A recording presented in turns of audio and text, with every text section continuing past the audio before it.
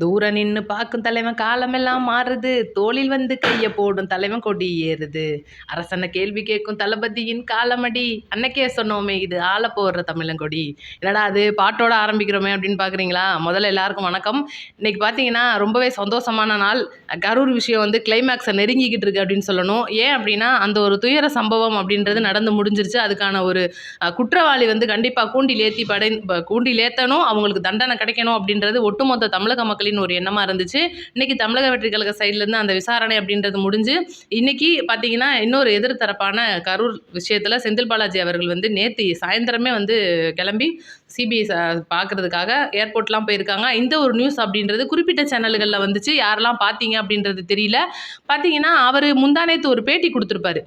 இது என்னன்னா இப்போ அவருக்கு சம்மன் போயிருக்கும்போது பத்திரிகையாளர் ஃபுல்லுமே அவரை நிற்க வச்சு நிறைய பேர் கேள்வி கேட்குறாங்க. அதுக்கு வந்து செந்தில் பாலாஜி அவர்கள் ஏன் இந்த கரூர் விஷயத்தில் எனக்கு சம்மன் வந்துச்சு அப்படின்னு தெரியல அப்படின்ற மாதிரி ஒரு டீட்டெயிலில் சொல்லியிருப்பாரு. இதுக்கு பார்த்தீங்கன்னா நிறைய தரப்புலேருந்து எதிர்ப்புலாம் வந்துச்சு. என்னடா அது கரூர் மாவட்டம் அந்த மாவட்டத்துக்கான ஒரு அமைச்சர் நீங்கள், அதுக்கான பொறுப்பாளராகவும் நீங்கள் இருக்கீங்க, எம்எல்ஏவாகவும் இருக்கீங்க, இவ்வளோவா இருக்கும்போது உங்களுக்கு ஏன் அது வந்துச்சு, நீங்கள் ஸ்பாட்டில் இருந்திருக்கீங்க அப்படின்னு கேட்கும்போது அதுக்கு அவரோட பதில் என்னவா இருந்துச்சுன்னா, நான் மட்டுமா இருந்தேன், அதாவது ஒரு சின்ன குழந்தை வந்து ஒரு தப்பு பண்ணிடுச்சுன்னா நான் மட்டும் இல்லை அவனும் தான் அப்படின்னு சொல்லும்ல, அந்த மாதிரி நான் மட்டுமா இருந்தேன், அன்பில் இருந்தார், அங்கே இருக்கிற நிர்வாகிகள்லாம் என் கூட தான் இருந்தாங்க, துபாயிலேருந்து உதயநிதி ஃப்ளைட்டில் வந்தாக அப்படின்ற மாதிரிலாம் வந்து பயங்கரமாக சொல்லி காமெடி பண்ணி விட்டுருப்பாப்புல. அப்போவே நமக்கு அந்த பேய் இருள் அடித்தா ஒரு முகம் எப்படி இருக்குமோ அப்படிலாம் பார்த்தோம், நம்ம அதெல்லாம் பார்க்க முடிஞ்சிச்சு. இந்த மாதிரி ஒரு சம்பவம் வந்து இன்னைக்கு சம்மன் வந்திருக்கு, ஆஜராக போயிரு. அந்த டைமில் பார்த்தீங்கன்னா அவருக்கு உடல்நிலை சரியில்லாமல் அதுக்கப்புறம் 17ஆம் தேதி ஆஜராகிறேன்னு சொல்லிட்டு நேற்று சாயந்தரமே அப்படியே கலகலன்னு இந்த பயத்தெல்லாம் வெளியில் காட்டிடக்கூடாது அப்படின்றதுக்காக ரொம்ப சிரிச்ச மேனிக்க போயிருக்காப்புல. இன்றைக்கி இப்போ காலையில் பார்த்தீங்கன்னா 11 மணிக்கே நம்ம அவருக்கு விசாரணை அப்படின்றது ஒரு தகவல் வந்திருக்கு. இப்போ நம்ம அதை பற்றி என்னென்னா இன்றைக்கி செந்தில் பாலாஜி அவர்கள்ட்ட என்ன மாதிரியான கேள்வியெல்லாம் கேட்க போகிறாங்க அப்படின்றத நம்ம டீட்டெயில்டாக பார்ப்போம். ஃபஸ்ட்டு பார்த்தீங்கன்னா இப்போ விஜய் அவர்கள்ட்ட நான் ஏற்கனவே சொன்ன மாதிரி அவர் ஏன் லேட்டாக வந்தார், அதுக்கப்புறம் கூட்டமாக இருக்கிறதுக்கு வண்டி காரணம், இந்த மாதிரி நிறைய கேள்விகள் கேட்டிருப்பாங்க. இப்போ செந்தில் பாலாஜிக்கு முதல்ல சம்மன் ஏன் போயிருக்கு அப்படின்றதுக்கு காரணம் என்னென்னா, விஜய் அவர்களுடைய முதல் விசாரணையின் போது இப்போ தமிழக வெற்றி கழகத்திலிருந்து கரூர் சம்பவத்துக்கு குற்றவாளி அப்படின்ற ஒரு இடத்துல இன்றைக்கி செந்தில் பாலாஜி அவர்களே சொல்லியிருக்க மாட்டாங்க. அங்கே நடந்த சம்பவம் எதேச்சியானது, ஏதோ கூட்ட நெரிசல் காரணமாக சில விசமிகள் இந்த மாதிரி பண்ணினதா ஒரு சந்தேகம் இருந்துச்சு. அதை பற்றின விவரங்கள், வீடியோக்கள் எல்லாமே சப்மிட் பண்ணியிருந்தாங்க. ஆனால் பார்த்தீங்கன்னா இரண்டாவது மற்றும் நேற்று நடந்த விசாரணையின் போது கரூர் சம்பவத்துக்கு வந்து விஜய் அவர்கள் ஒரு குற்றவாளி மாதிரியும், ஏற்கனவே வேலூரில் கூட எம்மேல நீங்கள் ஏன் குற்றம் சாட்டுறீங்கன்னு ஸ்டாலின் அவர்களை இந்த மாதிரிலாம் கேட்டிருப்பாங்க. இந்த சம்பவம் வந்து இன்னைக்கு நிறைய பேர் வந்து கரூர் செந்தில் பாலாஜியோட பாட்டு பாடினதுக்கு அப்புறம் தான் இந்த சம்பவம் நடந்துச்சுன்னு சொல்லிட்டு இன்றைக்கி ஒரு இடத்துல செந்தில் பாலாஜி அவர்களை கார்னர் பண்ண அந்த ஒரு செந்தில் பாலாஜி அவர்களுடைய நோண்ட ஆரம்பிச்சிட்டாங்க பின்னணியை. அப்படி நோண்டும் போது தான் ஒவ்வொரு விஷயங்கள், நான் ஏற்கனவே சொன்ன மாதிரி அந்த ஆம்புலன்ஸ்களுக்கு பணம் மாறினது, அதுக்கப்புறம் சில பேருக்கான அந்த ஒரு பண பரிமாற்றம், இந்த பிரச்சனை, அவங்களோட செந்தில் பாலாஜி அவர்களோட பிஏ சம்மந்தப்பட்ட விஷயம், இது எல்லாத்தையும் எடுத்து யோசிச்சு இன்னைக்கு சிபிஐ அவர்கள் செந்தில் பாலாஜிக்கும் சம்மன் அனுப்பியிருக்காங்க. அப்படின்னா சும்மாலாம் அவங்க அனுப்பலை, பின்னணியில் நிறைய இருக்குது அப்படின்றது. இப்போ செந்தில் பாலாஜி அவர்கள் அது ஏன் அந்த மாதிரி ஒரு கேள்வி கேட்டார் அப்படின்றதுக்கு நேற்று கூட அண்ணாமலை அவர்கள் தெளிவாகவே விளக்கம் சொல்லியிருப்பாரு. ஏன்னா அவர் வந்து ஏற்கனவே ஒரு ஐபிஎஸ் இருந்த ஆஃபீஸர், எந்த மாதிரியான வழக்கை எப்படி டீல் பண்ணணும் என்னன்னு நம்ம நேற்றே அதை பற்றிலாம் பேசியிருப்போம். அப்படி இருக்கும்போது எந்த ஓட்டையிலேருந்து எப்படி தப்பிச்சு எலி வரும் பார்த்தீங்களா, யோசிச்சு அந்த மாதிரி என்னெல்லாம் சட்டத்தில் ஓட்டை இருக்குது, எப்படிலாம் வெளியில் வரலான்னு சொல்லி யோசிச்சுட்டு இருக்காங்க. அந்த ஒரு விஷயம் இன்றைக்கி சிபிஐ உள்ளே போயிருக்கிறவர் திரும்பி வெளியில் வந்துருவாரா இல்லை அப்படியே உள்ளே போயிடுவாரா அப்படின்ற மாதிரிலாம் நிறைய பேர் கேட்டுக்கிட்டு இருக்காங்க. கண்டிப்பாக முதல் விசாரணையும் போது விசாரணை மட்டுமா தான் இருக்கும். இந்த ஒரு விசாரணை அப்படின்றது விஜய் அவர்களுக்கு தொடர்ந்த மாதிரி மறுநாளைக்கும் தொடருதா இல்லை இன்றைக்கி சாயந்தரத்தோட முடியுதா அப்படின்றது இன்றைக்கி சாயந்தரம் தான் தெரியும். ஏன் அப்படின்னா இன்றைக்கி வந்து தமிழ்நாடு வந்து தமிழக அரசு கண்ட்ரோலில் கிடையாது, முழுக்க முழுக்க இந்திய தேர்தல் ஆணையம் கையில் எடுத்து வச்சுருக்காங்க. இவங்களுடைய பின்னணி மற்றும் அந்த வரவு செலவு கணக்குகள் இது எல்லாமே வந்து டீட்டெயில்டாக சிபிஐலேருந்து எல்லாமே செக்அப் பண்ணிட்டு தான் வந்து ஒரு பர்சன் உள்ளே போனார்னா, நான் ஏற்கனவே சொன்ன மாதிரி அவங்க வெறும் பதிலை மட்டுமே எதிர்பார்க்க மாட்டாங்க. எதிரில் இருக்கிற கண் அசைவுலேருந்து உடல் அசைவுலேருந்து அவ்வளோதையும் வந்து சிபிஐ செக்அப் பண்ணும். அந்த மாதிரி வந்து இன்றைக்கி சிபிஐலேருந்து செந்தில் பாலாஜி அவர்கள் நல்லபடியாக திரும்பி வராரா, இல்லை எதனா வந்து உடம்பு சரியில்லாமல் மருத்துவரோட தான் போயிருக்கிறதா சொல்லியிருக்காங்க.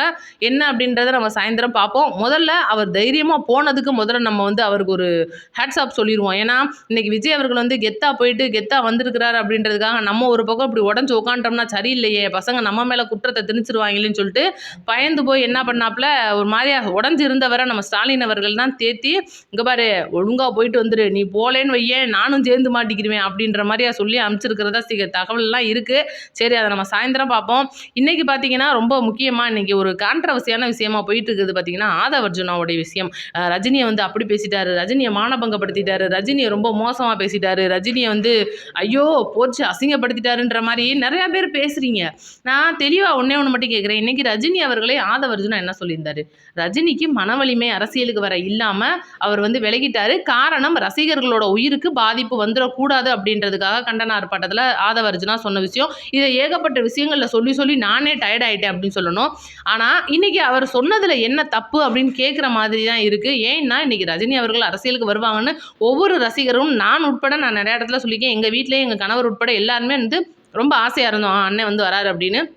அதுக்கப்புறம் பார்த்தீங்கன்னா கொரோனா சீசன், அவரோட உடல்நிலை மருத்துவர் வந்து வரக்கூடாதுன்னு சொல்லிட்டாருன்னு சொல்லிட்டு நிறைய காரணங்கள், நிறைய எதிர்ப்புகள் அவருக்கு அந்த சைடில் மறைமுகமாக இருந்துச்சு. இது எல்லாமே அவரோட வாயாலேயும் சில இடங்களில் ஒத்துக்கிட்டு இருப்பாரு.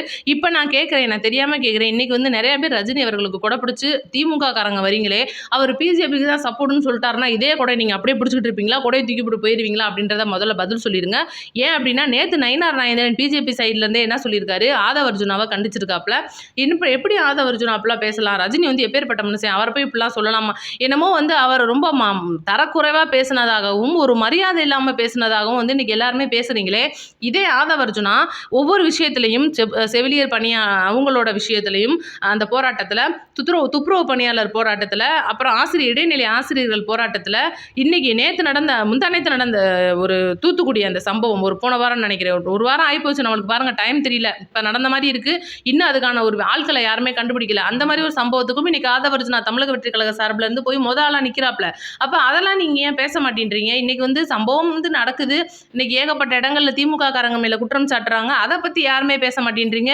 இப்போ கூட ஒருத்தர் நாம் தமிழர்லேருந்து போய் நாடிக்கிட்டு இருக்கு, சமூக வலைதளங்களை திறந்தாலே ராஜீவ்காந்தி தெரியாதனமாக ராஜீவ்காந்தின்னு பேரை வச்சுட்டாங்க, அந்தளவுக்கு நாரி வீசிக்கிட்டு இருக்குன்னு சொல்லணும். அப்போ இவங்களோட ஆட்சி இப்போ முடிய போகிறது, எப்படா முடியும் ஆண்டவா, எலெக்ஷன் நாளைக்கே வச்சா கூட நாங்கள் ஓட்டை போட்டு வீட்டில் வந்துருப்போம்ன்ற மாதிரி மக்கள் வந்து இன்றைக்கி மாறிட்டு இருக்காங்க.